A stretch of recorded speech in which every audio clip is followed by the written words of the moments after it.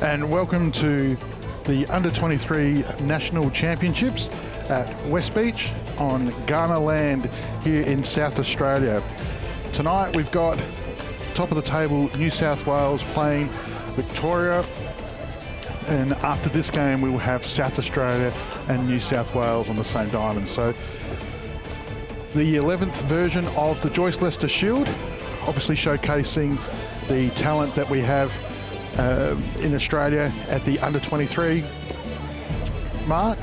So Joyce Lester, for those who are not super familiar with softball, one of the Hall of Famers and legends who's obviously had the shield named after her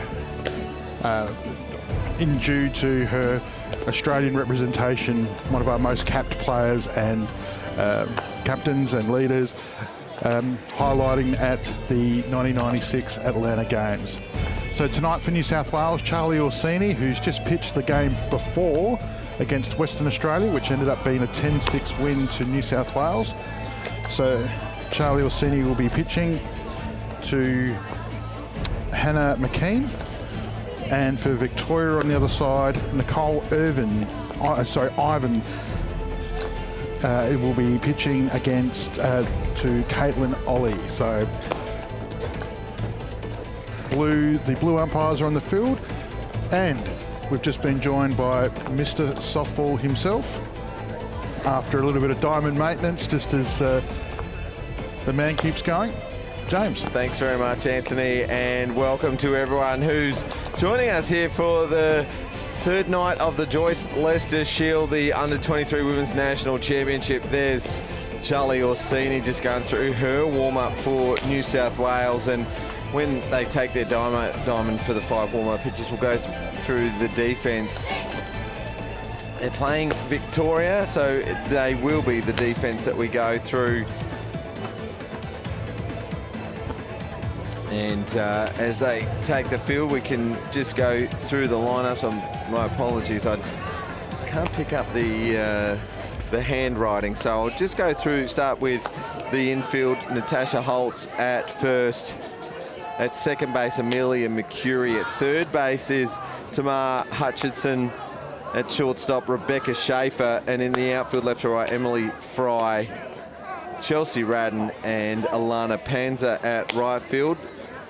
Chloe Goodfellow's the DP, so we won't see her in defence, but the battery pitching for New South Wales, number 71, is Nicole Irvine, and the catcher is Caitlin. Another one that I can't see there in the handwriting I've been provided. Caitlin Ollie. Caitlin Ollie. All right. There you go. There's your Victorian defence.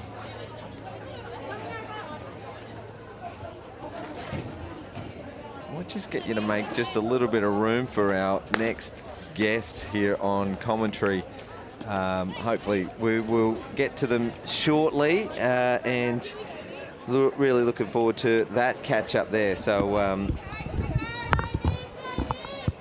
I think that one's turned on, just as we just go through a couple of minor technical issues here with the commentary. We're about to get underway. Leading off for New South Wales is Alyssa Connell for the first pitch of this ball game. That one is a called strike.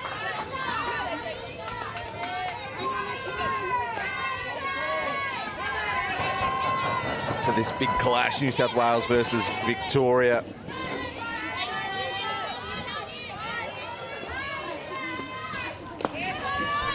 Change of pace from Irvine, so plan early, Anthony, just to mix up the speeds a little.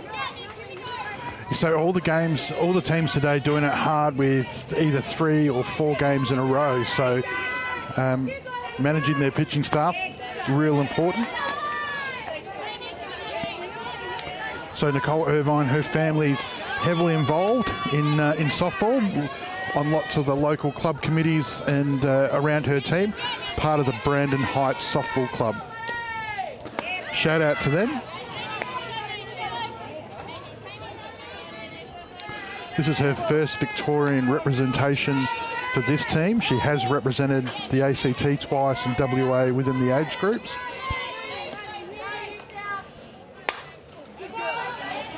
swings at that one, goes foul.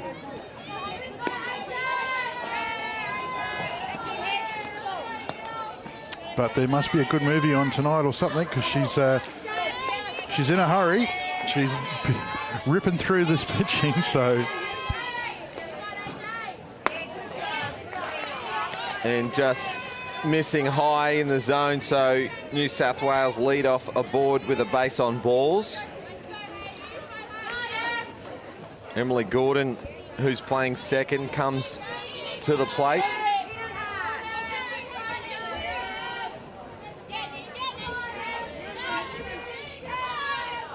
Steele is on. Actually, it's a running bunt that stays in play. Great running. Yeah, Connell's taken 2 bases on that bunt. Mark it down as an infield single for Gordon. Let's have a look at the Eastern replay. The runner took off and the ball stays in play. It didn't even get to the chalk. You can see that she's made up her mind as soon as she's seen the way that the Victorian defence has attacked that ball with no cover at third, and so she's taken the extra base. So good good heads-up base running by Alyssa Connell.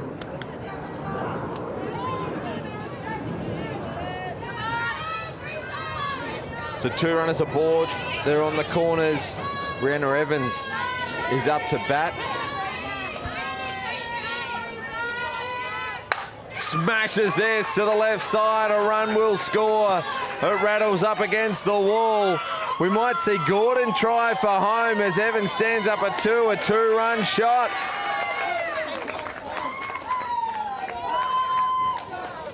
That's great batting by the number 3 for New South Wales.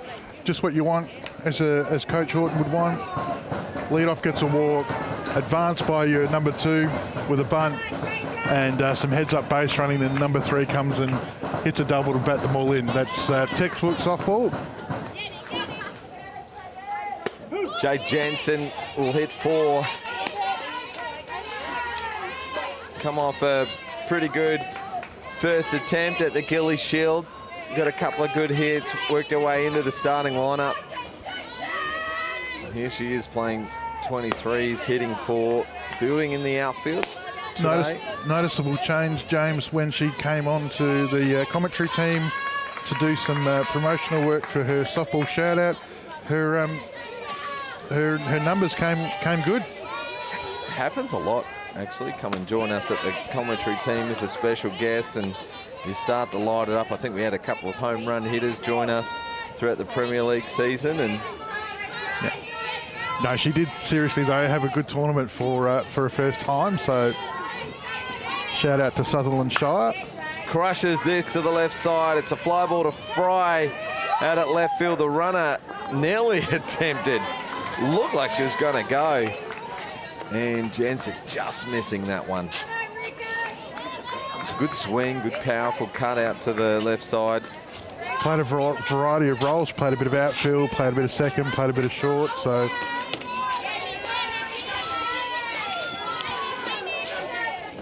and that brings the dangerous Grace Rickson to the plate. Rookie of the tournament for the Gillies Shield in her first year, which is an amazing achievement considering her age.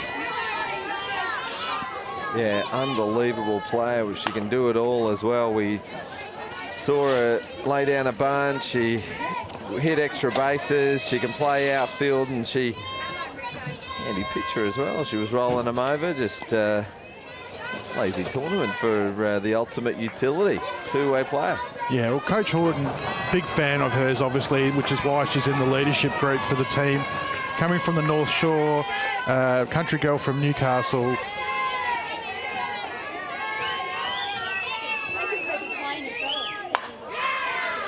Ball keeps on rolling for Rickson in a big week. Evans will score from 3 as the left fielder Fry just missed it. So it'll go down as a single for Rickson. She takes 3rd on the little blooper, and the run does cross the plate. So RBIs for Rickson and New South Wales. Gee, they jump Victoria here. They've scored 3 already. Well, I think if you're playing back-to-back games, the the best way to do it is to try and get the games over as quickly as you can. I mean, that's difficult in the outfield here at the moment, as much as the grounds team have done an amazing job.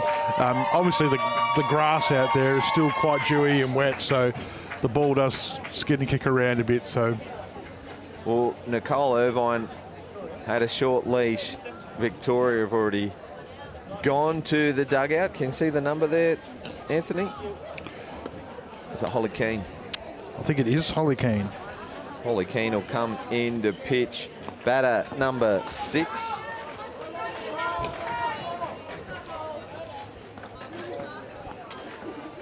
And as Holly goes through her warm-ups, our special guest is joining us from the South Australian under-23 teams that also won the Gilly Shield just 4 days ago for South Australia. Sophie Roberts, thanks for joining us, Soph. Thanks for having me, guys.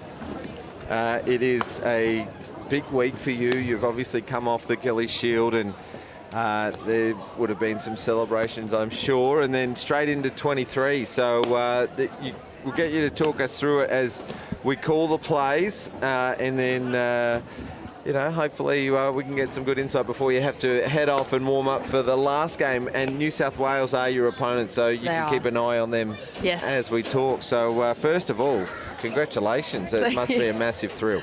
Yeah, it's definitely been something in the making. Like, the girls have been working so hard all year and previous years. Like, it's been such a tough loss in the past 2 years to only narrowly go down to New South Wales. So to finally get over them in a final, and especially one at home, it was just massive for the girls. I know it was massive for Belle and those who have been around the team for a long time. And I know those of Chile, Gemma and I, who are of the younger generations, we're just going to take that and we're just going to keep going through the years, and hopefully we can get a few more. Amazing. This is Caitlin Wild up to bat for New South Wales. She had a big cut at the first one, Anthony. Yeah, so she did. Holly Keane from Tasmania, second time Victorian under-23 pickup. Apparently has a larger than normal cheer squad here. Sounds like most of the family have taken the opportunity to leave the sunny shores of Tasmania and follow her over here, and they've even gone as far as shirts made up, etc. So very popular, apparently. Amazing. That's good. Sophie, do you know that about your opposition? Is it that sort of an intimate detail that you know about your opposition, that Holly's come from Tasmania?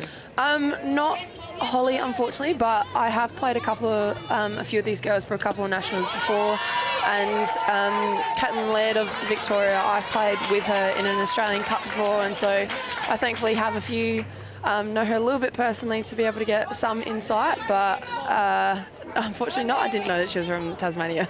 Well, she's got off to a great start, a strikeout against Wild, the second out of the inning. But the New South Wales batting continues with Hannah McKeon, who's catching tonight.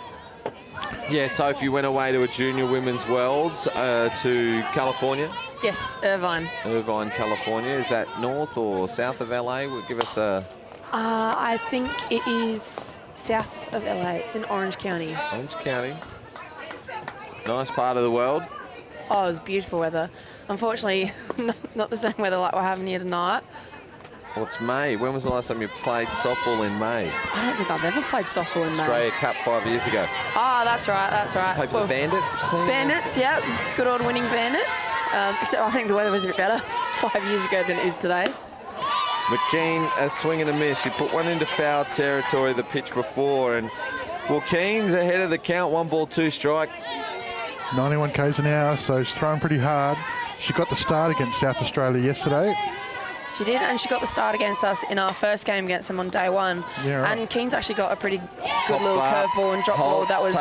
Holt's taken that in foul territory for the third out. Keep going, Soph. All good. Keane's actually got a pretty good curveball that was getting us, and the drop ball on the inside, like, that was pretty nasty. So she's got a good amount of pitches that are pretty hard to get onto. So New South are going to have to really hold their hands back and pick the one they want to drive and go hard for it. Eastern replay.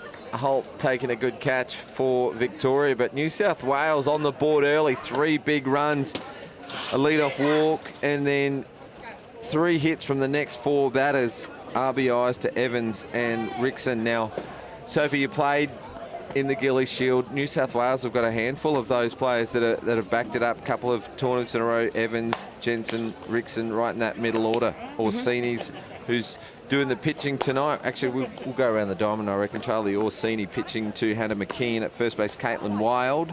Emily Gordon at second. Brianna Evans at third. Shortstop is Amber Frost. And in the outfield, left to right, is Zara Yari, Alyssa Connell, and at right field is Jade Jensen. Grace Rickson's the DP, so she might be first change for Orsini. Oh, definitely. Grace was pitching phenomenally during the Gillies Shield. She had a really mean drop ball and a really good little change-up as well, which seems to be the theme of that tournament, just the drop on the inside with the change. And definitely, like, New South do have a really good pitching roster here tonight, so definitely want them to go all the way. So with the insight that you and the 4 other players that are playing Gillies and then 23s for SA, have you shared a lot of that intel on Rickson and Orsini, the pictures that you've seen on his Zunker from Queensland? Yeah, definitely given a lot of insight, and a lot of the girls that we might not have played at Opens, they played at 18, so all the 18s girls have given us insight on certain players, especially with Zunker. Like, she didn't pitch against us, unfortunately, at Gillies Shield, so all the 18s gave us insight, and that's definitely helps being able to get both from the 18s tournament to also the Opens, and just seeing that change and what they can do. And Amelia McCurry will lead it off for Victoria. We won't keep you for long, Soph. We know you've got to warm up for your next game, so you can come and go as you please. So please leave when you need to. What was your favourite moment from the Gillies apart from the final, like in the other days in and around? Because it's a different tournament. It's a shorter version of the tournament. It's you weren't all staying together. It's like a traditional when you're on the road type of thing. So definitely, I think the hardest bit of the tournament was definitely not staying as a team. But I think we trained so long together that it was as if we were still as a team, even our off moments. I think the best part was just how well we gelled as a team. Like, one of the biggest things we kept going through was communication, hitting hard right side, and just the fact that we were able to execute that all through the lineup with everyone. Like, it just showed that all the work we'd put in the last 6 months had really paid off. Yeah, I mean, Beryl mentioned in a social media post today about how the entire team contributed, and it definitely seemed like that. Obviously players were coming off the bench, and we saw Chillingworth have pinch hits and make an impact. And Adams came into a game and sort of walked it off. So it was good to see that everybody came in and played their role. Yeah.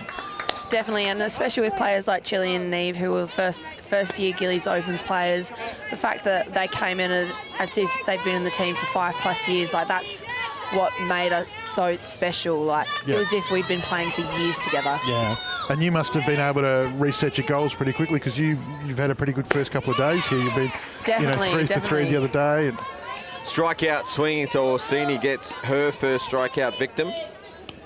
Yeah, definitely have a little bit of a passion under all of us, especially the Opens girls. We would love to go back-to-back, and we'd love for all the 18s girls to get that one-step final, because unfortunately they just missed out on winning top spot against Queensland. So being able to hopefully do that back-to-back on home ground would be really special for us SA girls. First time that we've hosted the under-23 women. We'll host it for another 2 more years after this. Not in May, right? Yeah.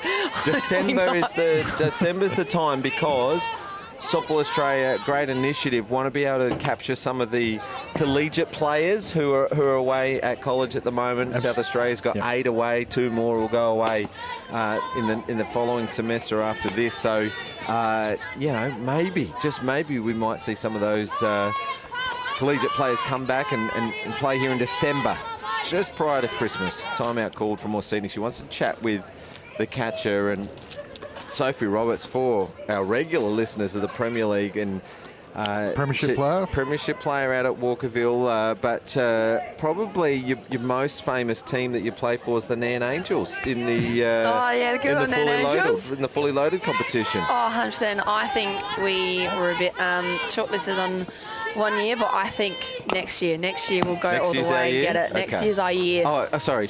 Next year's your year? Yeah.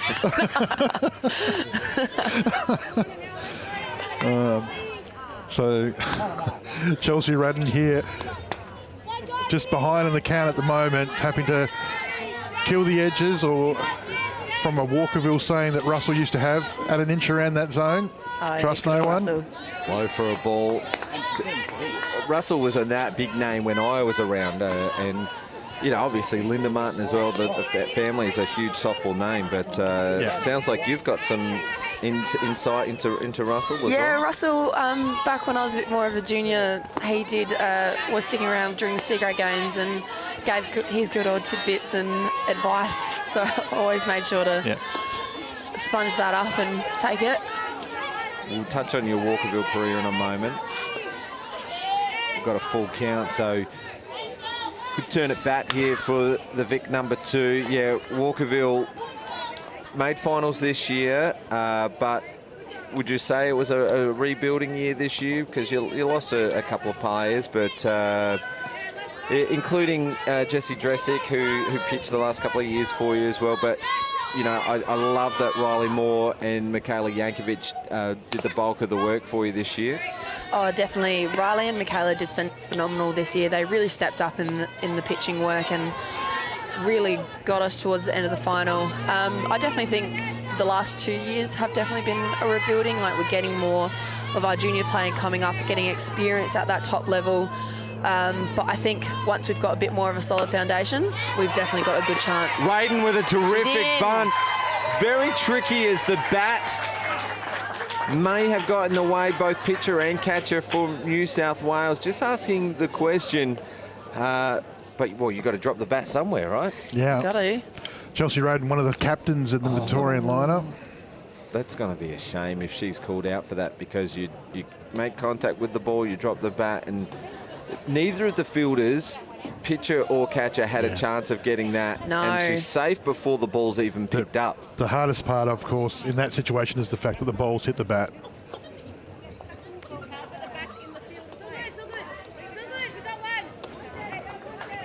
Well, a life for Victoria, I think. The Coach ball was Shorten's just going to come out and query that. Yeah, that's always a tough way to call, because definitely Radden and McCurry, who's Victoria's lead-off bat, they've got wheels. Yeah, They are quite tough. If they get it down and get up the line, they're a very tough out to get. And especially if you've got wheels like that, very quick on the base pass, it can cause a lot of mayhem. So Chelsea Radden out of the Glen Waverley Angels. Raiden. My apologies. I've got a phantom supporter here helping me out. No shout-outs allowed. Right. You know who you are. So Raiden. My apologies. Mr. and Mrs. Raiden. Well, runner aboard for Victoria. And here's Schaefer, who featured for Victoria heavily throughout the Gillies Shield. She was their starting shortstop. Yeah, had some great contact shots through that tournament as well. And even in the games that we've seen her play here in this tournament, even if she gets beat early, she's made great adjustments quickly in her at-bats. The other night, she was chasing up high against Zunker and did what she needed to do to be able to get back and actually be a contributing at-bat. So, and being really good at, she's played shortstop pretty much for Victoria for the entire tournament for Gillies, and then had to back up here. So, huge effort. One of the Victorian players that has to travel a fair distance to get to training, and is one of the captains. Just jammed on that last one and fouls it off, and Orsini peppering that inside, touching triple figures. I definitely remember she played last 23s back when I was in Redlands, and she was definitely one of the tougher outs to get on the Victorian line, and she was starting shortstop for them. And so it just goes to show how great of a player she is. And she did hit hard in Gillies and definitely made herself a tough out for us to get. Yeah, you see her come to the plate and you sort of think, contact hit her maybe, but she, her batting, her hand timing was great, and she made some great long shots. Yeah, she definitely made Chelsea Robinson work a little bit. Did a lot of hits to her at shortstop. High for a ball. That was 101. So Orsini just starting to wind into it now. She just, Orsini in her warm-up count, just first pitch in the loosener was at 105. So getting in the mood. So you're saying she's holding back? She's already pitched a game. They got another one after this. Fouls this one off over towards the Donut King then.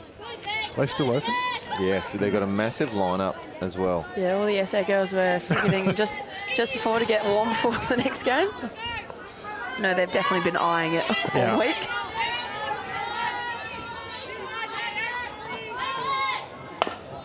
Ground ball to short, a chance, bobbled. Second base, Johnny on the spot. For New South Wales is Emily Gordon. If we get a view of this on the Eastern replay, it's terrific. It bounces off the body of the shortstop and she keeps a toenail on second base. This will be a good angle. Schaefer gets good contact, maybe even ripped off a hit. The only thing that came out of that wasn't another double play to New South Wales, which seems to be their MO. So what are you looking for tonight, Sophie, in the sense of foul ball there just down the right field line? You've obviously got the finals tomorrow, so but you're playing New South Wales at home, 8 o'clock, Diamond One. Yep. On, are we Is it trying to dead get rubber? Yeah, I think it is. Like I haven't checked the live ladder. We need Eric here for the live ladder updates. But, I mean, are you going in tonight looking for a bit of intel on sort of what they're doing more offensively? I think we've actually got a lot of intel off them from either 18s or opens because we thankfully have those charts from them, or we've just got all the inside knowledge from girls at 18s and definitely us at opens from the last couple of days.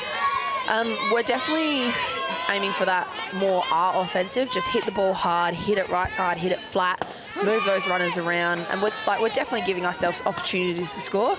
It's just about, having a rally and getting multiple hits in the same time. And thankfully, again, we've all faced these pitches, definitely at opens, we faced all of their pitches, so we know exactly what they throw, we know exactly what their go-to pitch is. Yep. There's Just one like that for Orsini, another one. Roll over 101. at 101 for her second strikeout and the third out of the inning.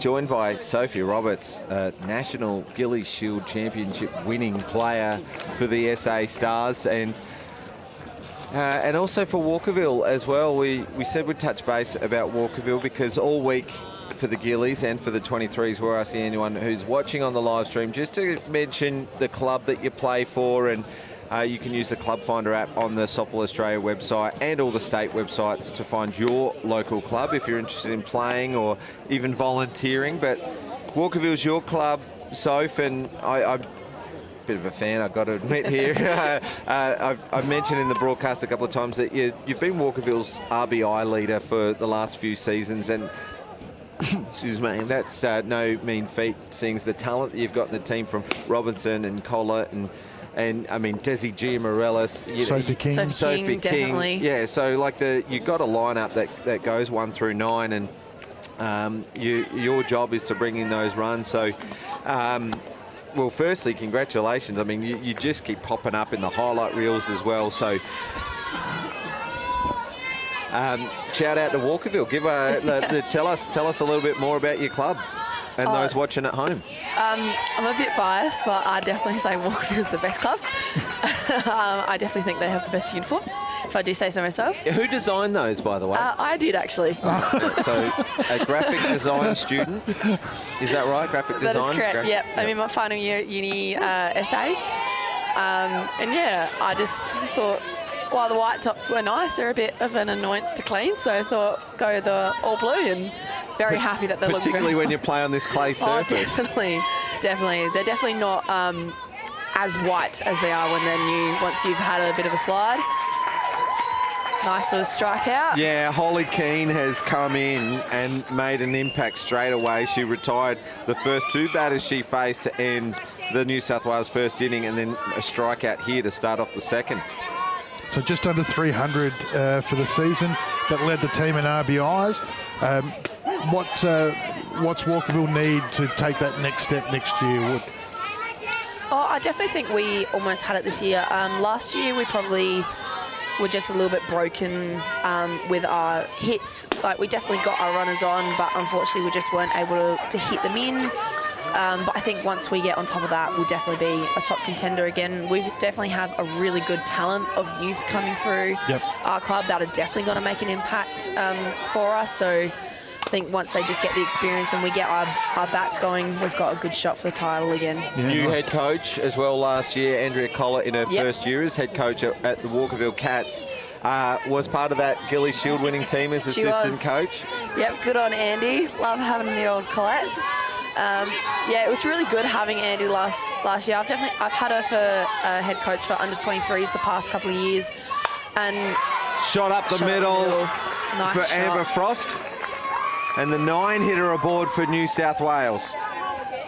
Yeah, Andy's definitely got a lot of knowledge in the sport, and so it was really nice being able to have her as head coach at Walkerville and bring that knowledge here. I'm so glad you've mentioned that, because she got the under-23 program going again. We'd only ever taken one team away prior to Andy taking over, and you know, this tournament was the first tournament cancelled from COVID in 2020. Then it got moved to 2021 and it got cancelled, and then it got moved to December for 2021 or the 22 National Championship, only to be moved, and now it's the last tournament for this year's National Championships. It'll be a quick turnaround, because should we go back to the original calendar, we'll be back again in December for the under-23s. And That's only 6 months away. Yeah, and Andy Collett was a massive part of that. So Tim Mead as well. Oh, good old Tim Mead. Love Tim, and he was good catch. Tim was our assistant coach for Walkerville as well, and his batting knowledge was just phenomenal. So I was really happy to have both of them here with Walkerville. And yeah, can't wait to see what happens in the next couple of years. It's going to be an interesting dynamic with, you would think, with some of the changes of probably the pitching staff of some of the teams. It's going to be interesting to see how, I mean, obviously Port for the first time in the club's history going to defend, but obviously there's going to be some change around them, so it sort of really opens up. Definitely. I definitely think with how the competition was last year, it's going to be even tighter and even closer next season, which I'm really excited for. I definitely agree. It's Gordon again, pop up out to centre field and just out of reach of the centre fielder for Victoria. Raiden just tipped the end of the glove. We'll probably give a hit to Gordon, and Frost moves around to third, so 1-3 split. Let's have a look at the Eastern replay. She made good ground on that. It was just off. Yeah, just with the shorts with Schaefer there, you sort of just sense that she might have pulled up a little bit, just worrying about the contact. Really quick, good story about Emily Gordon, James, just in case she comes out of the game. From Newcastle, she's one of, like Grace Rickson, travels a long time to get to training. Just been waiting for a chance at this particular level. Grandparents super proud of her. So before the under-23s, got in a camper van and have driven over from New South Wales to here. Wow. So they're in the crowd tonight cheering her on, and she's come over with her grandparents. How cool is that? That's phenomenal. That is a good amount of dedication. And you'd love to see that, especially in a game like softball. We recently were just back in the Olympics, and just seeing the amount more attention being brought to the game. Yeah. It's been amazing, and I've loved watching it, and I've loved seeing it being broadcast a lot. Like, I know after the Gillies win, we were shown on Channel 7 News, and that was just a huge moment being shown that, you know. Have you ever had atmosphere like that at 2 o'clock on a Tuesday afternoon? on a school/work day? I think it honestly felt like a grand final, but you just forgot that it was at 2 o'clock in the afternoon. Yeah. But yeah, like, that is a hard shot up the middle. Schaefer got it. Oh, good stretch. I've lost my job. She's better than you, man. I'm not even in the conversation, so I know I'm first out, but you are in serious trouble. There is charisma. You put her with Eric, I think you are gone. Might have to step up here on the Eastern replay. Schaefer with a great glove up the middle, fires it across to Holt for the third out. Great part. Is that okay? Yeah, that was good thing from Schaefer there. She had the runner going across her, so she had to stay low and then see the ball late, so that's a great field by her. Definitely. No, you're still Mr. Softball. You know what was important about that play from Schaefer is denied the New South runner from third as well in a tricky spot, runners on 1 and 3. So we're in the middle of the second. Victoria do get another opportunity to bounce back after giving up 3 pretty early runs. Now, not all teams you would think would go as hard on their last game if they knew that they were guaranteed a final spot, but you can see a bunch of their starters are playing, and bringing in Holly Keane as well is, you know, well, let's compete against this New South Wales team. Let's not give it all their own way. Well, I just noticed Coach Horton at the end of that last innings, just before having a chat to Orsini outside the dugout. Evans was involved in it, one of the pitches, and we've just seen Rickson just do a warm-up lap up and down the field. So I would expect that maybe the leash and Orsini's not too far away from just a pitch count perspective, and saving a little bit for tomorrow. Tamar Hutchison was the last out for Victoria in the bottom of the first. This is Alana Panza. We saw her play second earlier in the week and out at right field tonight for Victoria. Lays down a bunt. We saw that as well a couple of nights ago. She's quick. And the left-handed second base, Gordon, reaches out and just out and tipping the edge of the glove. So that offensive pressure that Panza brings, her speed and her ability to lay down a running bunt has got her safe. She's been one of the real standouts so far of the tournament, from just a genuine surprise. Ironically, came into the team not as an infielder. She had been coming to the team as an outfielder, but obviously with the injury to Mercury in the Gillies, had to step up. Mercury's obviously got the start tonight as she recovers from that ankle. But yeah, she's been great offensively. Yeah, Victoria is a very threatening offensive. They've got 3 really fast batters at the beginning, you know, with Mercury, with Raiden, and then with Panza. Like, definitely they've dropped the bunts on us, and they've been just so quick up the line. It's actually quite tough to get them out. Yeah, the coach is big fans of her leg speed. Comes from the Pandas Softball Club. Yeah, and you definitely wouldn't think it, because Panza is a tall player. Yep. And so the fact that she can get down that line really quickly is quite phenomenal. Yeah.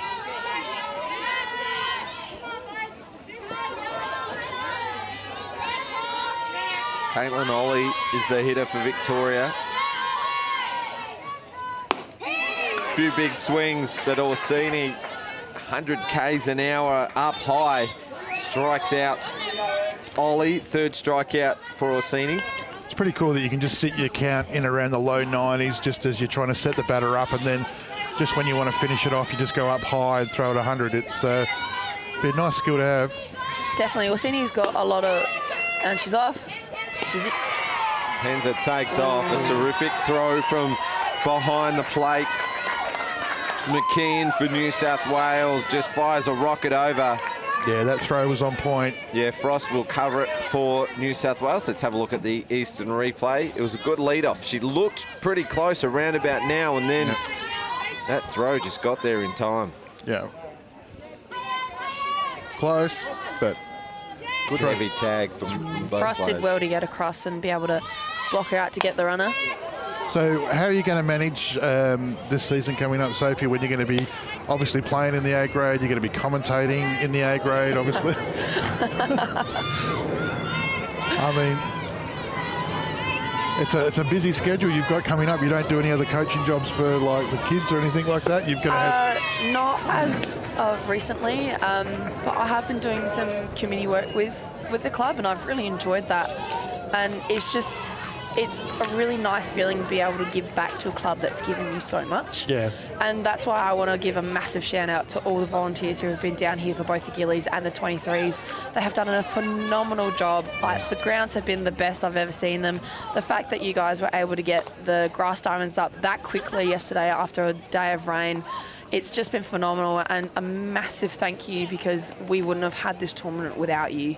They wouldn't have been able to, I mean, like at one stage it was looking like it was going to be difficult to get one round, but to get two is very impressive. What was it like on the diamond two when they made the changes Makeshift beyond? diamond two, yeah. I'm not going to lie, it was slightly strange to be standing in Was the it outfield. darker? Was it darker at the plate? No, not really. The lights out there were actually quite bright, so it was just like this. It was very easy to see, but sort of just standing there and looking back and having the dirt start behind you was a little... You didn't hear anybody yell "4" from the golf course behind, because you would have been pretty close, I would have thought. Definitely. I'll just hold you up, guys. The rain has started to come down again. my God. We did see on the radar that there was a small band that might threaten, but we've been told that this might only be a short and light shower, but seems like it's coming down pretty heavy. Jay Jensen for New South Wales. Are you a fan of the softball shout-out? Jay Jensen hosts the softball shout-out. Oh, it's always nice seeing all the SA girls being shouted out, because it's just cause sometimes if you don't follow along with their college teams, you might miss out on what they've been doing. So to be able to have someone like Jensen be able to collect all that information and share it has been amazing. Just going to ask everyone to shuffle along just a little bit so I can maybe get out of the rain. Everyone else seems to be, so I'm not sure why I can't. But yeah, well, some huge news out of the college system as well. We saw that Georgia Hood was the Florida Junior College Panhandle Player. Conference Player of the Year, yep. Panhandle Conference Player of the Year, thank you. I am going to lose my job. And then Jamie Mead in the NAIA was her Conference Player of the Year as well. And that's just... That makes me so excited as an SA player, because, you know, we'll be getting Jamie back probably in a year, I think. Have you just given then away Georgia has a her.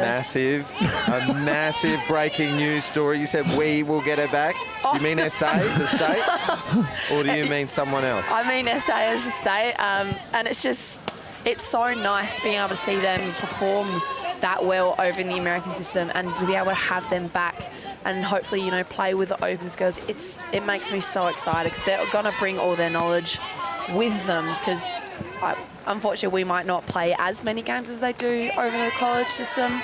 But one thing that I've always loved when we've had imports come over is just seeing their different perspective of how they play the game.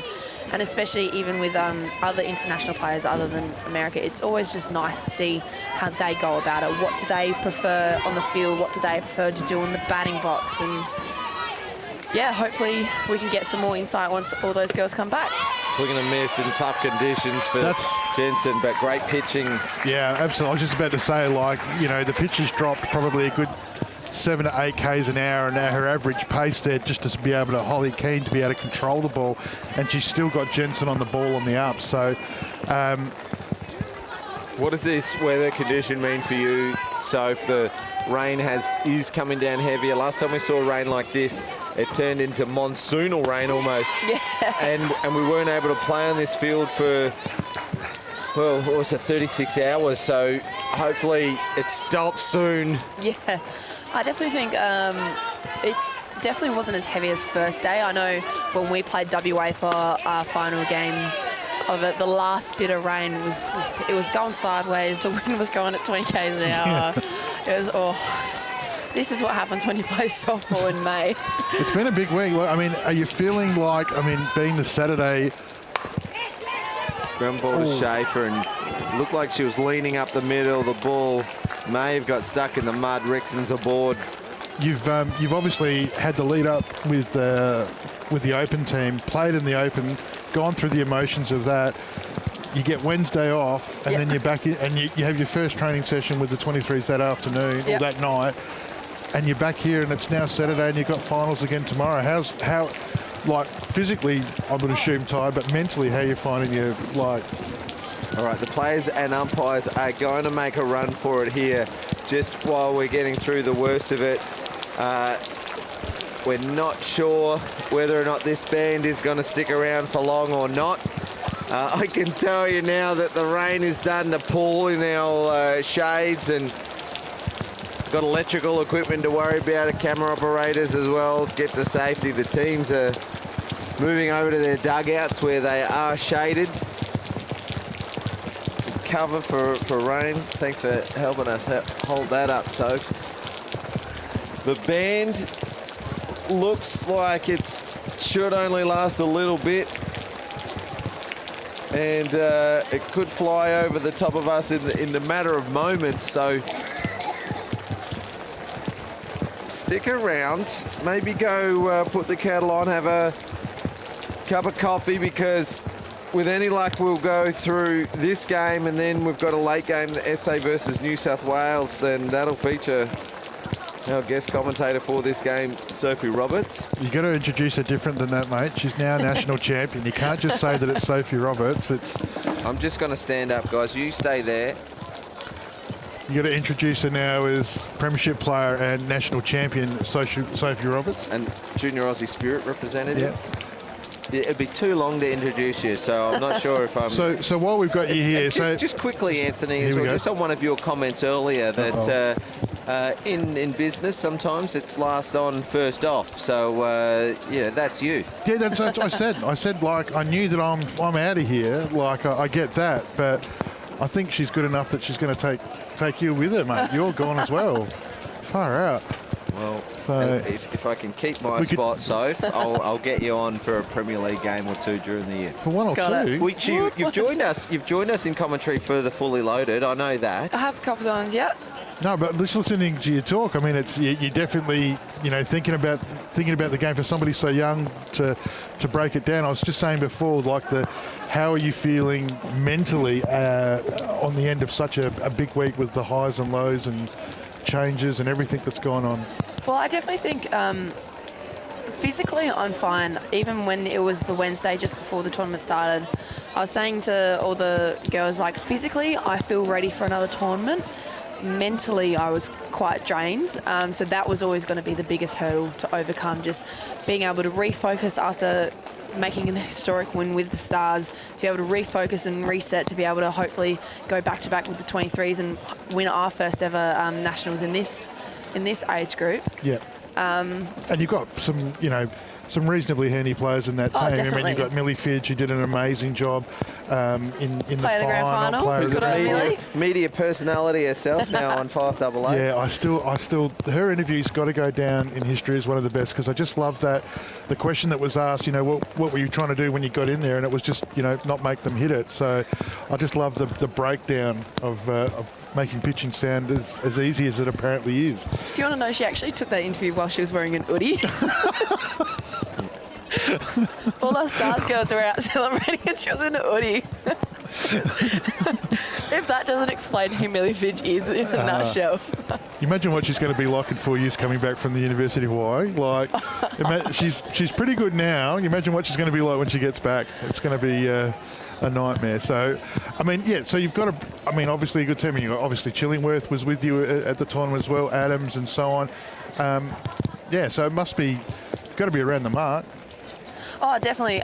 That's what made me actually really excited going into this for this 23s, because we have such a good set of youth. We have a lot of 18s girls who were playing in the grand final against Queensland in the under 18s, and then we had, we've obviously got the 5 of us from Open. So it was really exciting because we have that experience of playing in those high intense games. Yeah. And we always knew with the potential weather that we had these couple of days, we might only play one round.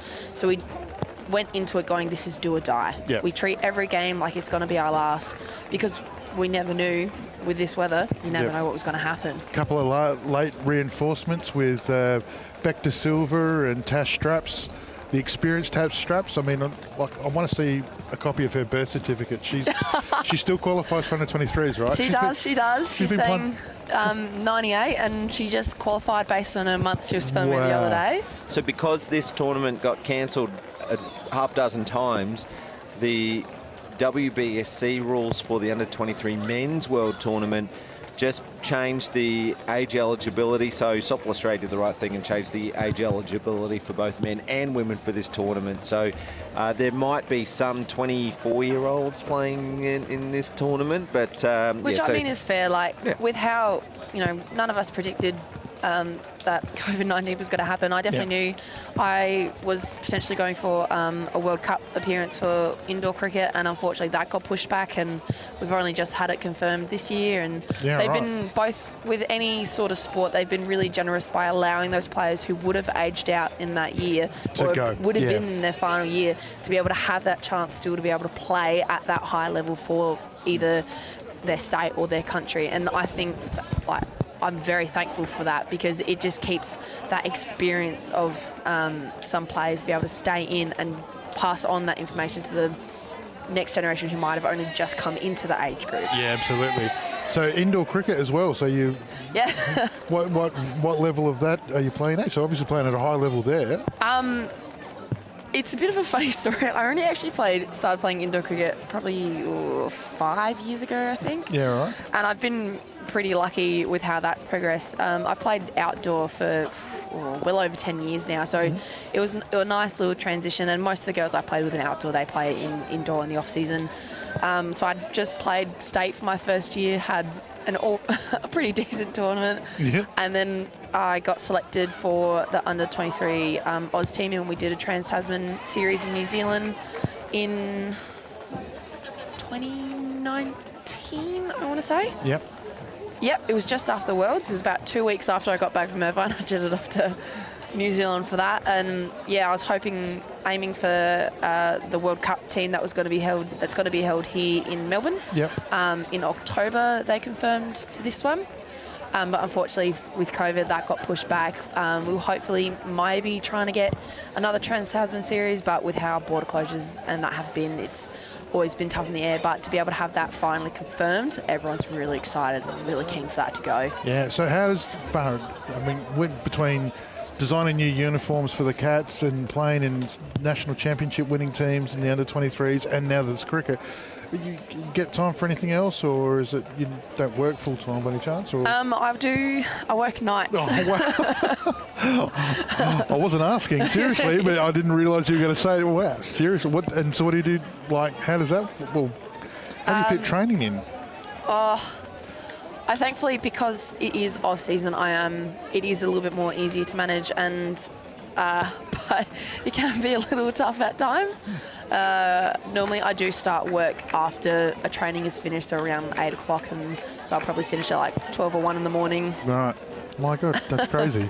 Just for everybody that's watching, we just obviously rain delay here at the moment. We've got New South Wales out the front of their bench at the moment, just doing some dance routines just to keep themselves warm. Good old Nutbush. Yeah, a bit of Nutbush there. And in Victoria, they're going to answer suit. They're going to start dancing out the front of their area as well. It's a Nutbush city off by all accounts.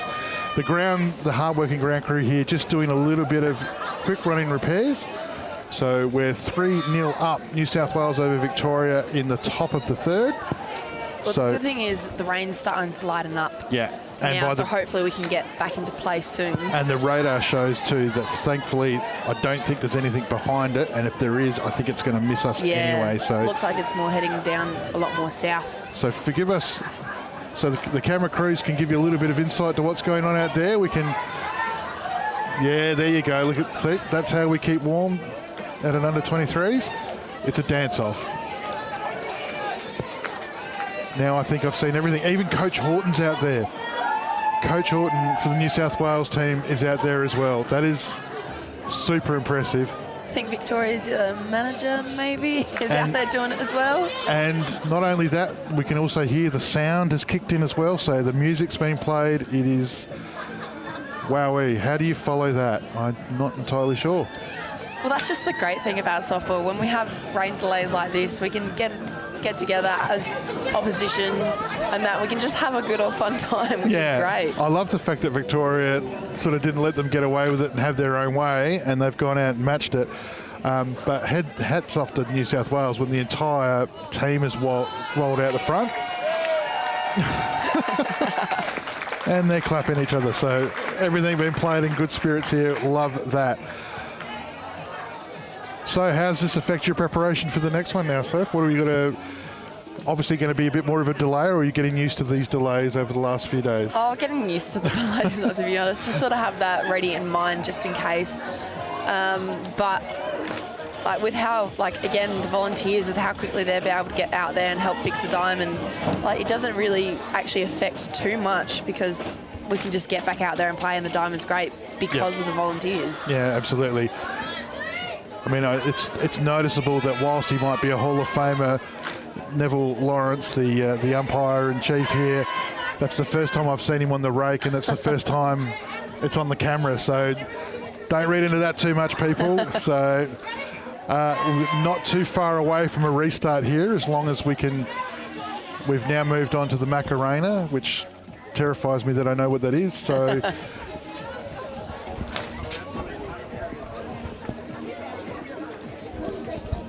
All right, and I'm just going to jump off. We've got another special guest here. I'll just hand over to our host, James Harris. Yeah, thanks, Anthony. Well, not only do we have Sophie Roberts joining us, Gilly Shield national champion. Well, when you hear the name Harrow, you automatically think softball royalty. I'm sure he gets sick of me saying it. But Lang Harrow, the Aussie Spirit head coach, joins us on commentary during this rain delay. Lang, first of all, you've got to be impressed with some of these dance moves. Yeah, they're having a bit of fun at the moment, James. You know, we've had as you know, a bit of rain throughout the last few days, and you know, getting to the pointy end of the tournament, and they got plenty of energy in them yet. Yeah, it's a dance-off between New South Wales and Victoria here in the rain delay. It's the top of the third, New South Wales leading 3-0. Lang, there's a tournament coming up, Canada Cup, so you're here with some selectors as well, Joyce Lester being one of them, Janelle Barrett as well. What are you looking for in the players? Because we've got, 30-odd players over in the college system at the moment. Are you looking for someone special? You're looking for a type? Are you hoping to find, you know, a team out of the players that are here in Australia still slogging it out? Yeah, James, I guess we're very fortunate that, you know, we do have a group of girls that are over in the States and, you know, in that environment where they're playing and training and, you know, putting 150 at-bats a season. And we got the opportunity here to see our local talent. And, you know, it's challenging for us to bring that all together as selectors. But I think, you know, after watching the Open Women's and, you know, the youth that was in that tournament, and now they're backing up here in 23s, and, you know, it really gives us as selectors a really good opportunity to have a good vision on these girls. All right, I don't want you to hold back on this answer. We heard one of the commentators from last week got a little excited with the result. What did it mean from a Softball Australia perspective to see South Australia win the Gilly Shield? Yeah, you know, that was pretty special when you hear 66 years and 17 years since they've hosted the national championships. It kind of brought me back to the first time ACT won a national championships, and to me, you just felt really proud, and the enjoyment, the hard work that these ladies put into it, and not only, you know, the players that were out there, but the support, the local support, and to see them involved after the game and being involved in it. Massive for South Australia, well deserved. That, you know, they played well throughout the week, and you know, you know, they're going to be a force over the years to come as well, James. I'm glad you mentioned that, because in the years to come, we've obviously got 8 currently over in the college system, 2 to go over for next semester starts, and the 23s doing all right. They'll feature in the finals, and then under 18s made the finals as well. So hopefully the future's looking bright for Gilly Shield in the future for SA Stars. We obviously had Yo Grauer spearheading our pitching lineup, ably assisted by Jade Peterson, who's 41 this year, and Millie Fidge, the opposite side of the spectrum, who's 18. We're expecting to see such a wide gap in the ages, first of all, and then, you know, were there any standout pitches that sort of came out of nowhere for you? Well, I guess, you know, they complemented each other, you know, the Stars pitching staff, and I think too, when you have first pitch swinging for New South Wales, it'll go all the way to the fence. Caitlin Wild just drills that one, advancing Grace Rickson. So we're just back underway. And a big shot. That's the 4th run for New South Wales here in the top of the 3rd. And I think, too, just, the experience with catching a Belle White back there and understanding, the strengths of each pitcher and understanding with the hitters as well. So that's certainly complemented. And, they were very good throughout the week. So if I get you to call the play-by-play while I interview our special guest, Lang Harrow. Lang, she's trying to take my job. I'm sure she's doing an outstanding job. Don't go shy now, Soph. Call the play. You put me on the spot. Call it as you see it. That's what we do as commentators. you unapologetic, call it as you see it. So a foul ball. Here's the Eastern replay of Rickson crossing the plate. She's gone quiet now, Lang. Before she was calling all the plays. McKean's up to bat. She has a pretty good strong swing on her, so I definitely think she'll be able to score the runner on 2 here. Up the middle like that. That she does. A shot. Braden has a strong arm though. To centre field, and Coach Horton holds the runner up at 3rd. Do you think that might go back to last night when Kath held that runner up, was going to 3rd, and she slipped over herself? I caught up with her beforehand, and we had a little laugh about that. You might not have seen it. Too bad it wasn't being live streamed, eh, James? I think I missed that one. Well, back-to-back hits for New South Wales. Runners at the corners, bringing up Zara Yari. Lang Harrow joining us, the head coach of the Aussie Spirit. So does that mean that you've got a busy, Australian winter, let's call it that? Yeah, well, I guess, there's not much time between now and when teams travel, and it's a great opportunity. Pick-off attempt. The pick-off attempt to 3rd base. Runner's going to... Good base running by McKean, be able to get across from 2, then take on the throw at 3. The attempt to get wild, the throw has gone wild and out to left field. And so that's a job for Fry to get it in there. The runner has gone from 1st to 3rd. And it was always going to be tough for that with the wet conditions that have just happened. The ball's going to be slippery, especially if it's been on the dirt. So it's really important in these type of situations to make sure you have a good grip and get the throw on.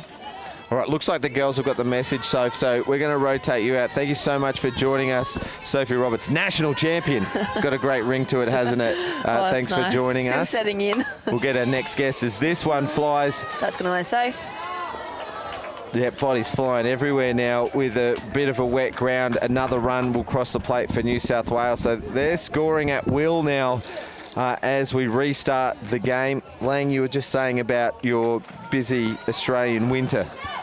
Yeah, well, one it gives us an opportunity, James, with 18's development and the Spirit in the same environment, in the same tournament. I think plenty of opportunities to, work together as a whole group. And not only that, just even working with all the different coaches and, having the opportunity and to work with them and try and, further develop our athletes and, get this international experience that we've really been craving for the last couple of years. Yeah, it's been off the calendar, hasn't it, as we've got a ball on the...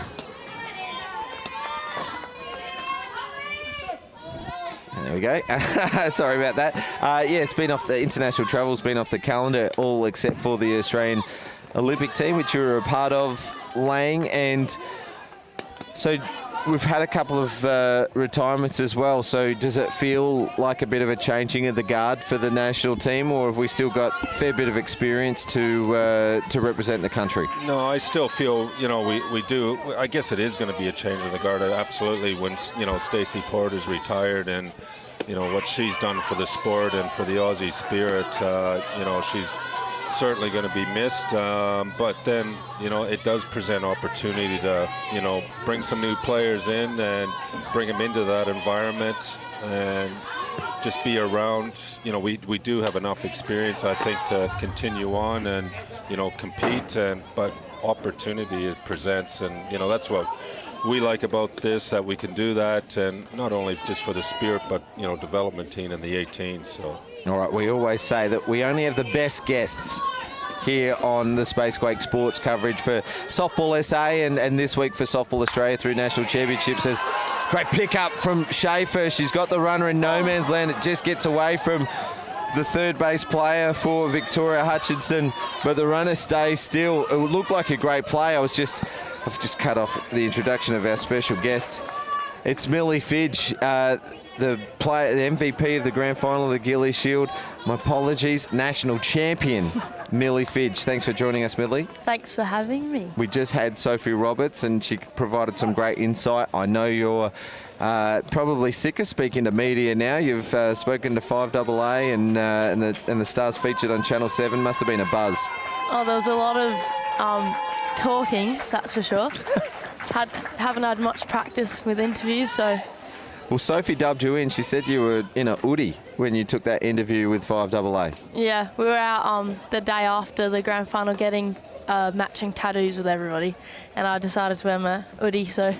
Well, a lot of people have said to me from the broadcast how much it means to softball in South Australia for the Stars to have that historic victory. Obviously means a lot to the players as well, to brand yourselves for the rest of your life.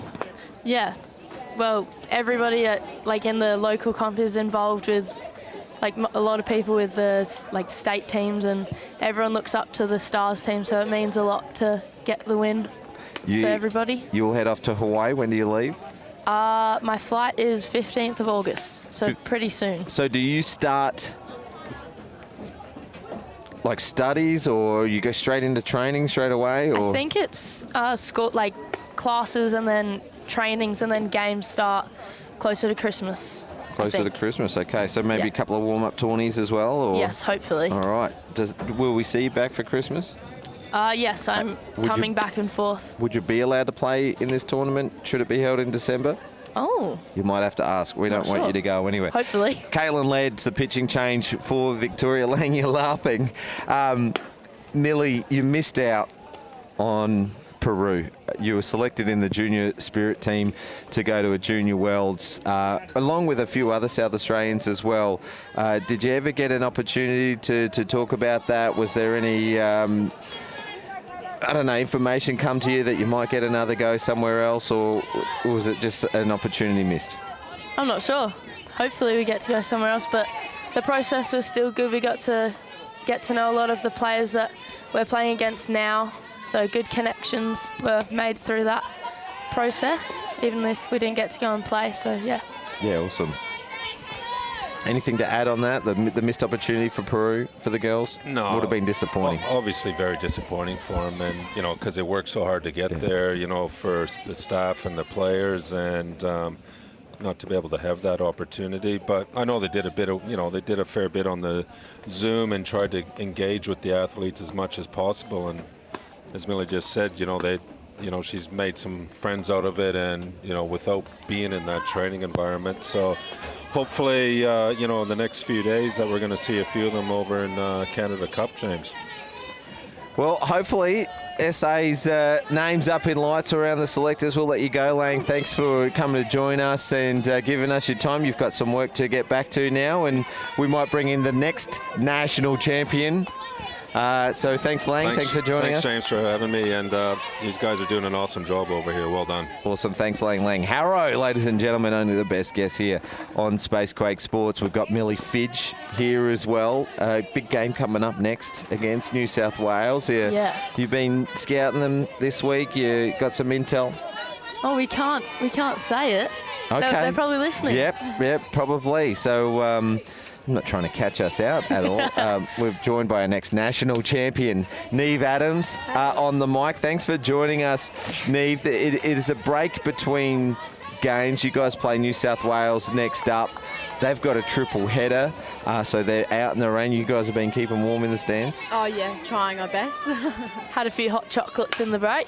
Oh, good shot. That's Connell for New South Wales, the lead. I've had to check.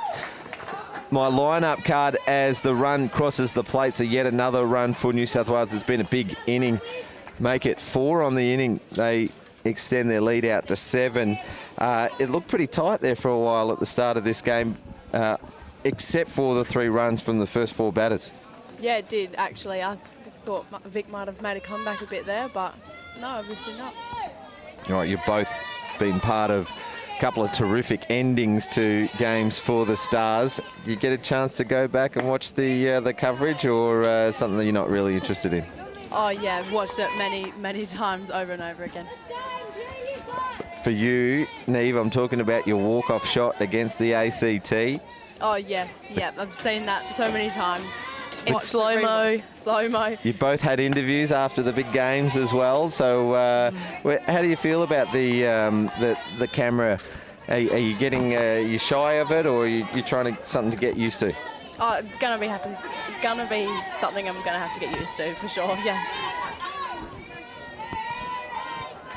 Something to get used to. Well, Neve, you've also, well, both of you players have both played in the fully loaded competition that we had, so we generally get more access to the players during those tournaments as well. And then obviously the Premier League, we bring 2 games a week for that. And so that's something that you guys have both been a part of. And hopefully, Millie, when you head overseas, you can continue to watch and support your club play in the Premier League. Yes, hopefully we'll be watching every game. This is, got the wrong sheet here.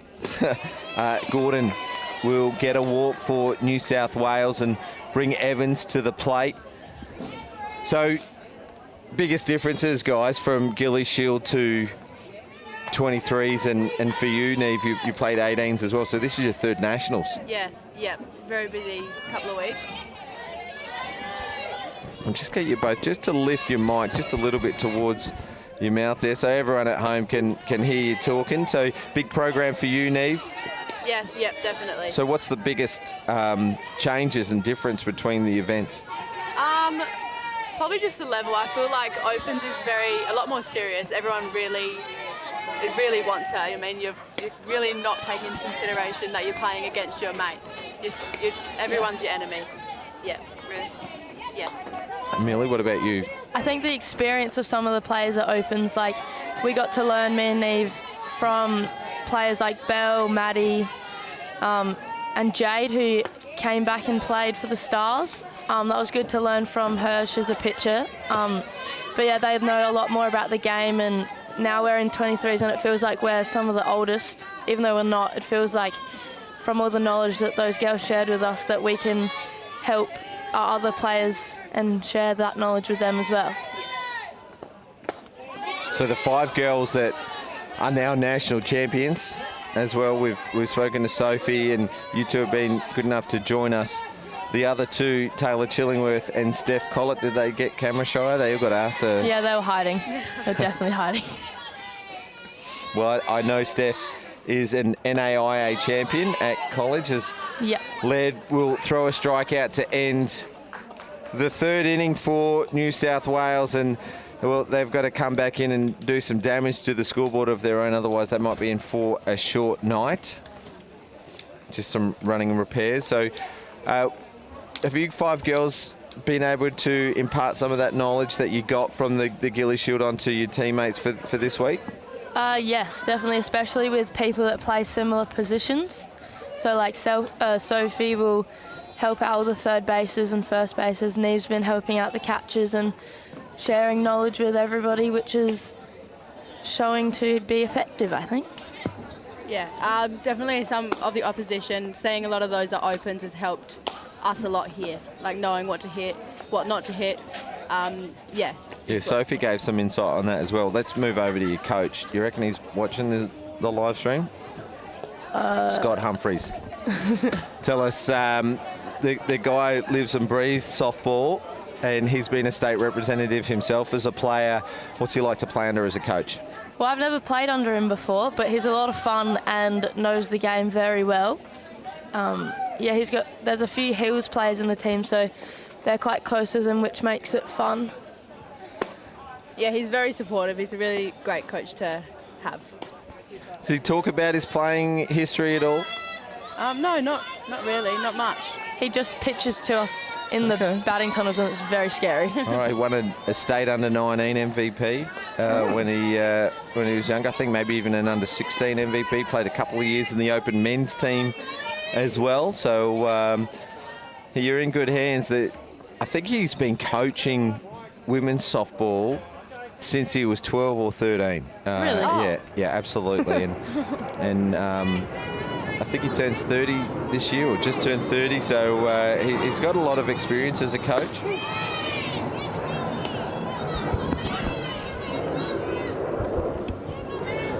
You're not giving much on your coach. You don't want to give it away. You don't want to miss out on a starting spot. Keeping secrets. Yeah, all right. Okay, no worries. All right, New South Wales versus Victoria here. We will bring you the SA New South Wales game at the completion of this one. There'll probably be a 20-minute break between games. This is Charlie Orsini pitching for New South Wales. Chloe Goodfellow, the DP, in the box. New South Wales have been through their lineup twice. This is Chloe Goodfellow's first at-bat. So just showing a dominant performance so far this week. They definitely the team to beat, or Queensland just as strong? Ground ball to second, so good play by Gordon at 2, the lefty. Interesting, a left-hander at second base. You've seen that before? I have not. No, She's doing very well, though, Yeah. so seems to be working. Firing a lot of questions all at once, aren't I? The team to beat. Who's the team to beat in this tournament? Well, Queensland and New South Wales are very strong, but I feel like SA now have SA now have a target on their back after opens. So I feel like... And the 18s making the final as well. Yeah, and New South coming up against us is always a big game. So I'm thinking New South are the ones to... It's the one you want, isn't it? Yeah. Yeah. They've been at the top for so long. Yeah. Seems like it's Queensland's turn this year. Yes, they're doing very well. well. They win the 16s and the 18s. Yeah. Very strong. Is there a home field advantage for the SA team? Well, Diamond 2 is usually a field that we struggle on, but they've changed it round, so we don't really have that advantage of knowing how to play on that field. So yeah, it's a been bit moved to the different. grass. It's different for everybody, so everyone's having to learn and make adjustments as we go, especially with the weather being very rainy. So I think it's anyone's game at this point. Well, no more rain forecast for the rest of the night, so That's good. That is good. So it might be a bit gluggy. Strikeout swinging, and the second out, that was Natasha Holt, will go back around to the top of the order, and Amelia McCurry will come up to bat from the left-handed batter's box. You might be able to see it on screen. She's got her right ankle strapped. Bit of an injury that she got earlier in the week.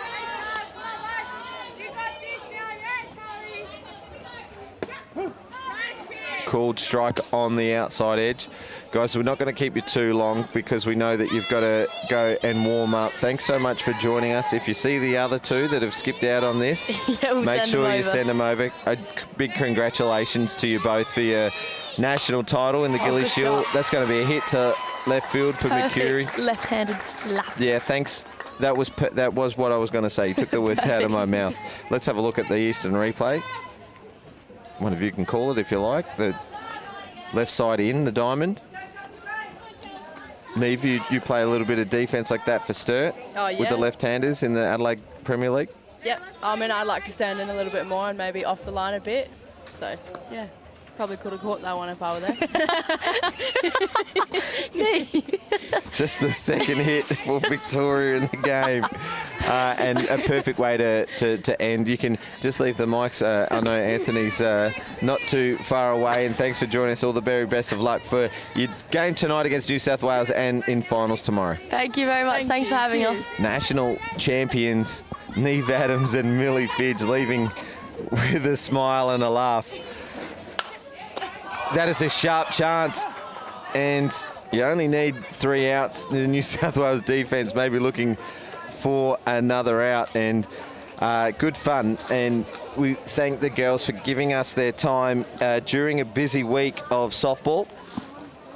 Neve Adams, Millie Fidge and Sophie Roberts, our guests here in the commentary.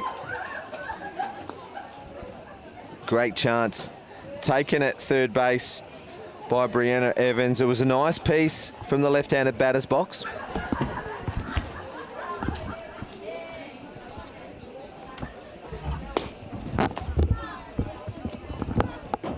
Yes, we just played musical chairs with our headsets, so thank you again to the girls. We are hoping for the other two national champions to join us, but I know they have to move off soon to go and warm up. Anthony, you are back 7-0. New South Wales just piled on 4 in that inning and then defended in a pretty short defensive inning. Mr. Softball James Harris, I said to you at the end of the Premier League season, I wasn't going to do the commentary thing anymore. And you said, let's just do Gillies. And I said, yeah, but then after the Gillies, I'm not going to do it next season. And then you hold open auditions in front of me for the last 20 minutes, knowing, like...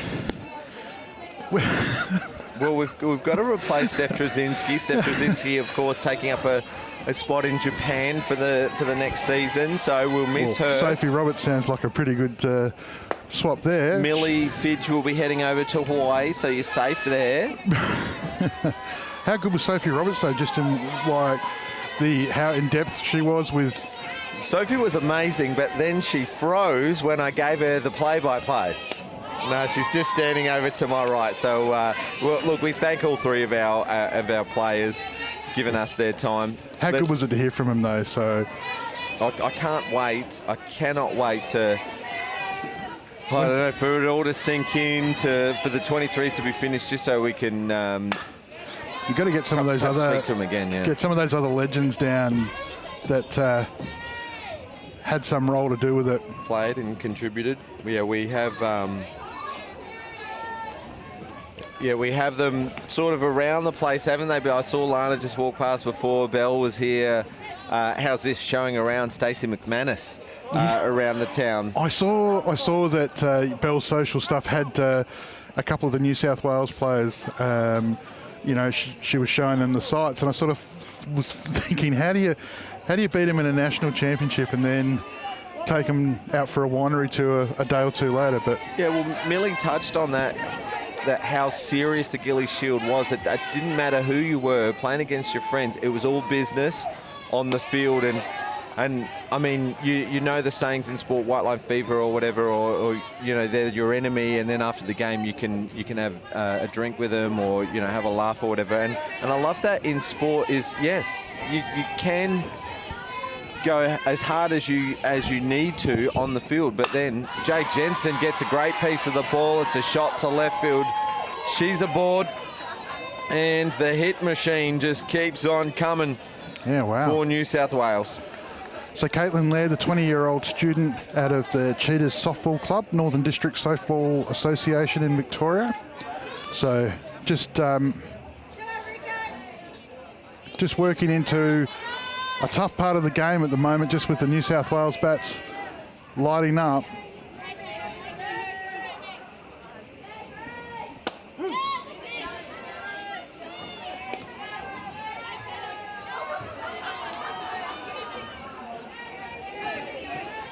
Caitlin was one of the players that was used by Victorian Titans in the Open Women's.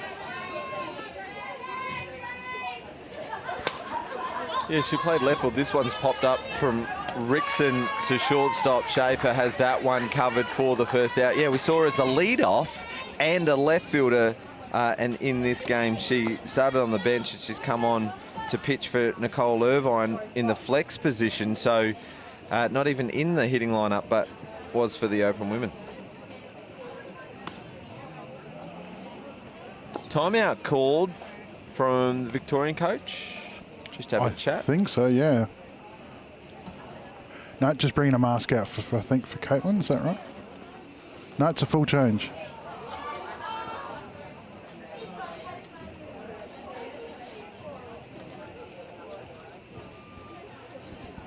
Yeah, our amazing guests, national champions for the Gilly Shield, and it just means so much to us here in SA. So please forgive us, our New South Wales and Victorian viewers watching this game, supporting your players.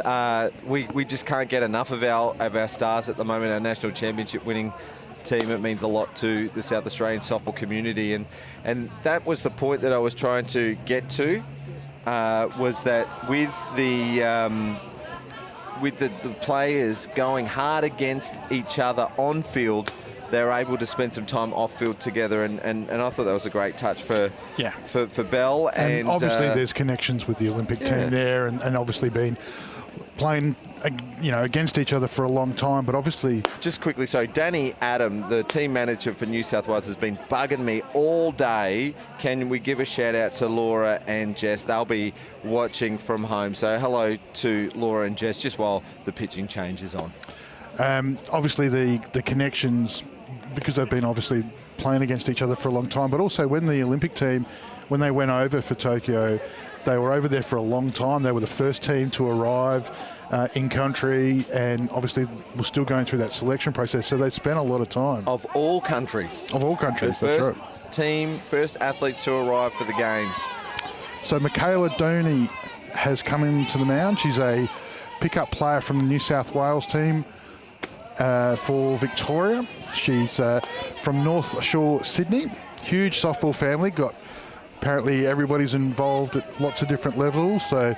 it's a famous name. We've seen famous Dimmy. name, yeah. Dimmy's been moving around the diamonds this week, helping out.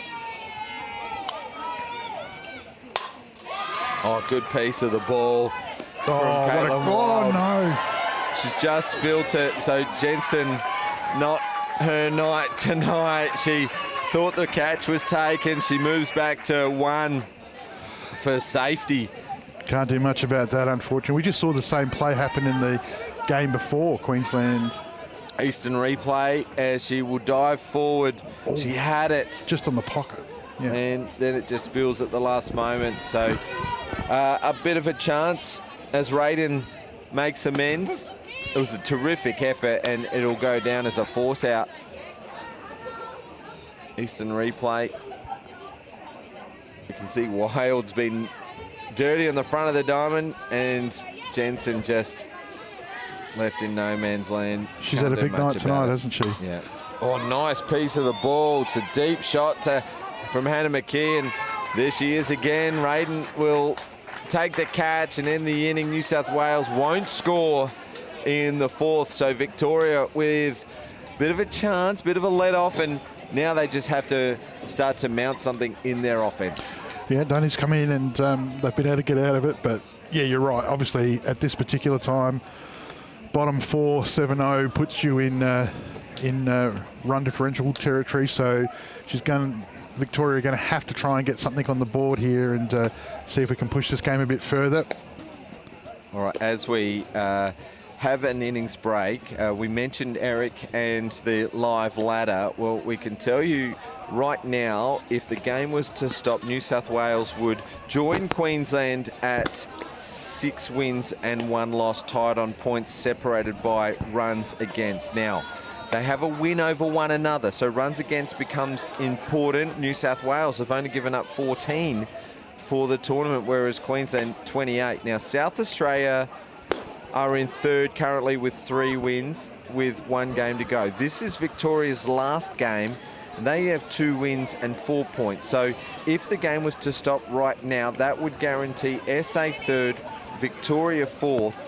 And with Western Australia, they've got 1 win and 6 losses. They've got 1 game to go. They would need an upset over Queensland and then rely on runs against, which I don't think will happen because Victoria are only 7 down. They've got 20 runs to play with. So they would need, Western Australia would need Victoria to lose by 20 or 20 more runs from what they are now for that miracle final spot. So there you have it. That's the live ladder. One of the guns in the Victorian lineup, Rebecca Schaefer, leading off the 4th, just gets caught and grounds out to the first base player. Yeah, it always happens, doesn't it? We sing her just- praises, and we did that earlier on in the week. I mean, and but she has, in all honesty, she has had two. She's had two really good tournaments. So, I mean, if you had to play shortstop for the better part of 15 games in 8 days, it's especially with the conditions like last weekend, the ground would have been hard. You know, the ball would have been different to what she's had to experience here, plus the outside diamond. So, I mean, all the infielders have had to work pretty hard. So.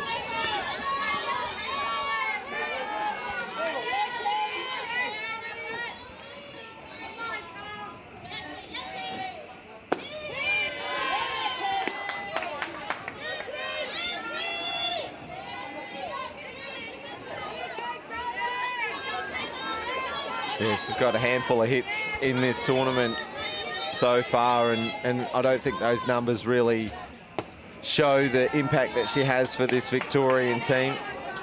Tamara Hutchinson at the plate. Tamar, that's the phantom viewer giving me the updates on the names. Far out. Orsini just going about her work.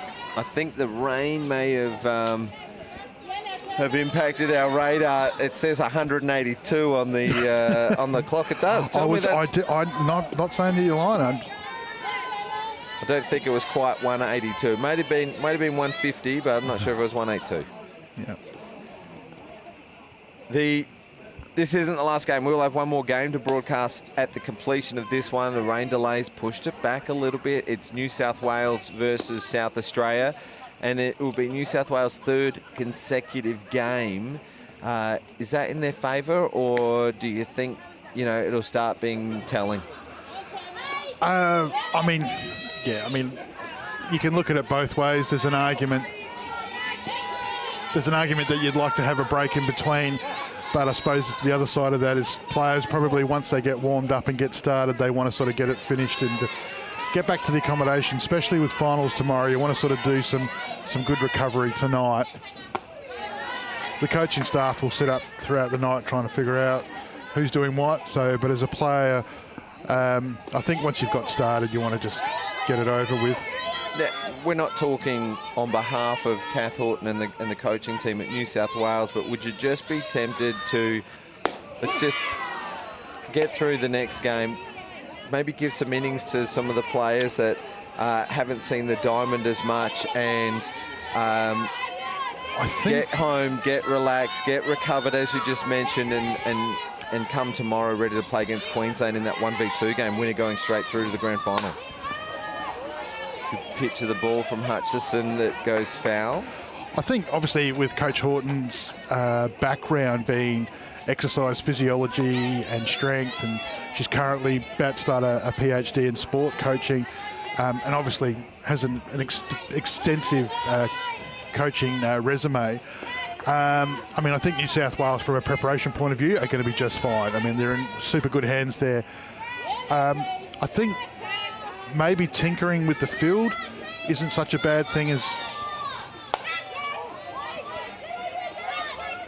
That one over to second base, and a change in the field. Oh, she was down for the short play. Yeah.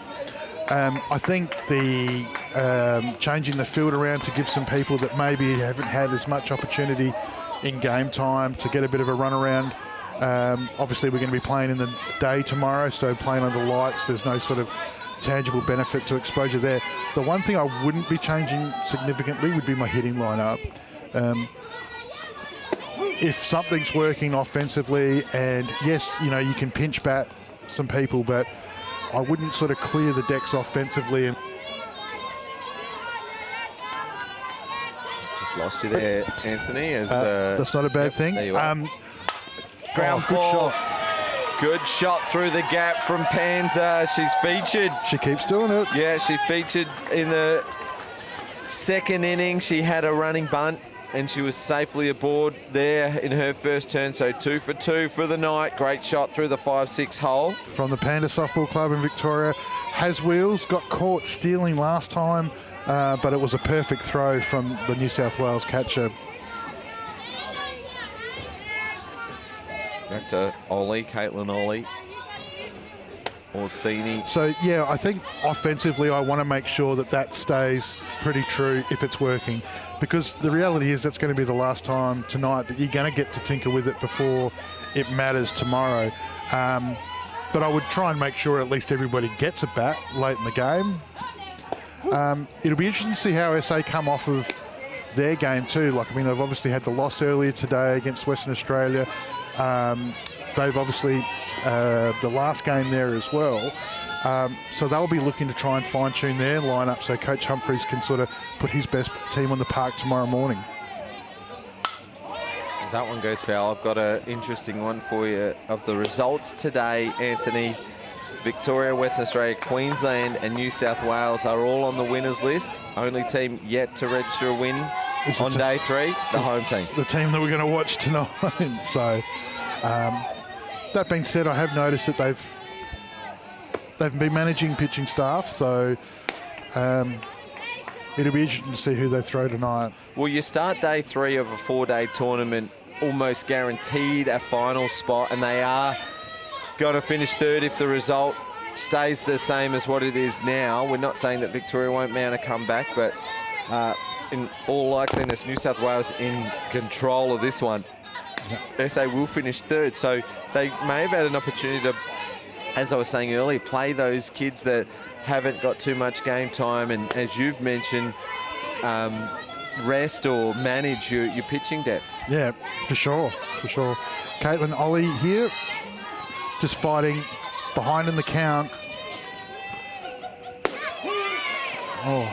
Charlie Orsini ends that inning with a strikeout, and after 4 innings, the 3rd out in every inning has been a strikeout for Orsini. So it's like she just warms into the inning, and then bang, she comes in and cleans house. Yeah, so Caitlin was, the coaching staff talked about the fact that she's somebody that's always smiling. Unfortunately, she probably might not be smiling after getting caught on the inside, but apparently one of the real positive people in the team keeping the spirits up from the Sindel Softball Club has recovered from a fairly serious knee injury too, so good to see her back out on the diamond. So New South Wales will be looking to apply some scoreboard pressure here and give them every opportunity to end this inning, because run rule in international softball is 7 runs ahead after 5 innings, and that's the margin right now with the batters 7, 8, 9 to come for Victoria. Now, the good thing for Victoria is that it includes Fry, Goodfellow and Holt, and we all know that they can hit. So what will we see firstly from New South Wales, because they've also got a handy middle and bottom order, and they've got Laird as well coming into pitch, and you'd think that she's their number 1 for Victoria. Yeah, absolutely. Sorry, I was just reading the that was how she was described coming over. Donnie came in and for the change last inning. Yeah. So Zara Yari from MacArthur, scouting report on her, strong power hitter. Well, she's using the Eastern Synergy, and before the Ghost, the Synergy was the best bat on the market now. It is the Ghost, but the Synergies, the old Synergies, have still got a little bit of life in them. They're still around in both the men's and women's games. And if I wanted to get myself one of those, how would I get it? You'd go to MC on Port Road in Woodville. Yeah, right. They've also got a good website where you can order any bat that you like, and if they don't have it in their shop or on their online store, you just reach out to them and they can get it shipped in. And how much difference do you think it would make to an 11-year-old softball player? Because you've mentioned it that many times on the broadcast. My daughter's asking the question. I'll tell you, there's a bat for everyone out there that Eastern make. Eastern have got a lot of terrific bats on the market. You can't go past the Ghost. However, you know, it's you build up to it sometimes, don't you? Build up. Thank you. I can tell her that James said to build up to it, so. Gets a piece of this. It's high. Way out in front. And a good catch taken out there in left field. from Emily Fry. So that's the first out of the 5th inning. Frost, the 9-hitter, Amber Frost. From Penrith City, has genuine wheels. One of the players that's been around the team for a while and has really just jumped at the opportunity to actually get some regular starting minutes for the team. Played back in the under-15s back in 2015. So a while back. So she has good memories here of West Beach. That's right. It was a combined event, 15s and 19s. South Australia won that tournament. Anthony, the under-19s, had 2 teams in that under-15 event. And a lot of those players playing here this week.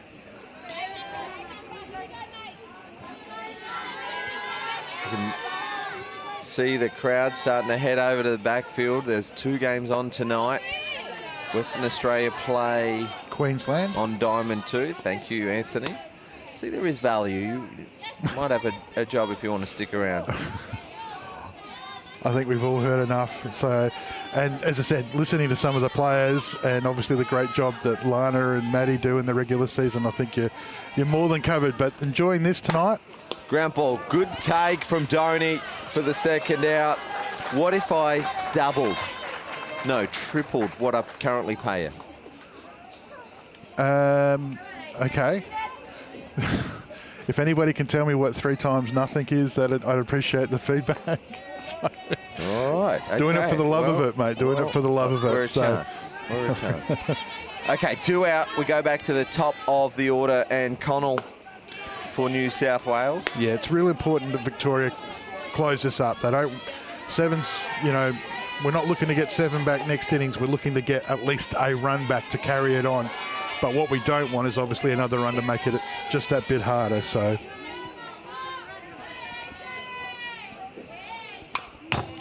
did see Lana before, by the way. You just mentioned her. Mm-hmm. If she's still around, and if you're watching Lana, we've got a spare seat if she wants to join us in the commentary. However, we get that. She's still on a high, riding a high after a national championship. It's an attractive offer, Saturday night, 11 degrees in West Beach. We'll keep a seat warm for you, Fingers Lana. crossed. What a tournament she had. She had 12 RBIs. Oh, that opening, her opening part of that tournament was just lights out. You would just, like, as Lee Hull would say every time that she was going to the plate, you'd pitch her out, no matter the circumstance. That's how good she was going. Connell, a nice shot opposite field, but a good catch taken by Panza. She's had a good game. She's had a great game. Yeah, so Victoria have done their part. They've shut out Victoria here in the 5th. Now they have to score a run to keep this game going. Eastern replay, good piece, but there's Panza. I think she's everywhere tonight. She is, and she's fast enough to be that. I think the thing that's probably overshadowed in Lana's tournament, though, was that for those that watch the Premier League, she's played shortstop covering another softball SA legend who's had some time out, the Jordan Harris, so Lana's gone in and played shortstop, having been pretty much a full-time third base player for the better part of her softball career at elite level. So as the Nationals come round, she's rolled back into third. Look, hasn't skipped a beat. And if you go through that tournament and have a look at some of the plays that she's made in the field, because her hitting was so good, I think her fielding got sort of just expected a little bit. Well, but her fielding was outstanding as well. So she was the complete, double threat in that regard. She was doing everything she possibly could for the team. And that's the advantage. I mean, every time you speak to somebody from that team a couple of days ago, they all talk about each other. Yep. They're not talking about themselves. Yep. They're talking about the fact that they've done it for the players who have been on those teams. I saw some posts today, Billy Stansfield saying, like some of the SA teams in those other eras have just been on the end of the stick, not in a good way. And to see that happen here at home, and the way that they went about it and the way that they did it, it's a credit to all of them. Back to the live action, New South Wales versus Victoria. This is Emily Fry. She's hitting 7, but it doesn't seem like the right spot for her in the lineup because, she can hit the ball so well. I'm not saying that the coach has got it wrong here, but for mine, Fry's a 3-4-5 hitter. But then again, they've got terrific hitters in Schaefer, Hutchinson and Panzer. So, it's always tough to find a spot in a lineup when you've got so much talent running through it. Well, they're the good decisions to have from a coach if you've got tough decisions about your batting lineup for sure. Got Jam there on the handle. So third base covering it there. That's Evans at third. So Fry retired from plays at Keilor Park Association, one of Victoria's 3 team captains, returning from the 2019 championships that was up at Redlands. Chloe Goodfellow, the designated player in this game. There's Evans completing the catch on the Eastern replay. Orsini hasn't been untouchable. She's given up a few hits, but once she gives one away, it's lights out. Well, if you'd said to me at the start of the night that Orsini was going to throw 70-odd pitches after closing the game out before, probably would have said doubtful. I mean, there was some activity in their bullpen earlier, but I don't know. A decision seems to have been made, and she's just said, listen, I'm going to take this thing home, and you do what you want in the last game. But she's been super impressive, so... Well, the good news for SA fans, knowing that she closed out their first game of the day. Probably won't be seeing her tonight, I would have thought. Then backed it up for this one. Yep, probably wouldn't be featured in the last game, but... The nervous part of that means, of course, that we could be on the end of Rickson. That's not ideal, but so... Or any one of the other magnificent pitches that this New South Wales team have. They always seem to come away with that full arsenal of pitches. Well, it's funny, again, trying to look at... Evans is pretty good as well. When you look at some of the research for players that have won MVPs and best pitchers that have just played in the Open Women's, you look at 2015 Chantal Ladner, who had a big say in the New South Wales. She was the best pitcher of the 2015 under-23 tournament. Yep. Gabby Plain won it, didn't she? Yeah, Gabby played. That was where I was going with that. So thank you for saving me there for the 2018 team. Rhiannon Kemp. For Queensland, ground ball. Orsini looks for the lead runner. Double play opportunity. A double play to end the game.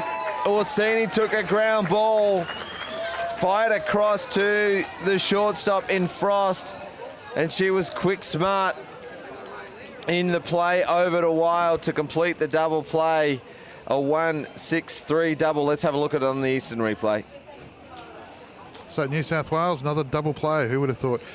No, it does a good job of making the play, pushing herself off the back of the base so that if the player sliding in is not going to affect her. But good work all round. It's a long day for Victoria. That's their last game before getting ready for tomorrow's final, which will be against South Australia. Yeah, so no doubt they'll keep an eye on the next game. That's a view of the Adelaide Airport car park for some reason, but good camera vision from our team at Spacequake Sports. Look, we'll wrap this one up. 7-0 New South Wales victors over Victoria. The next game will probably come up in the next 20 to 30 minutes as light rain starts to fall. We thought we'd seen the end of it, but we'll see you back soon for SA New South Wales.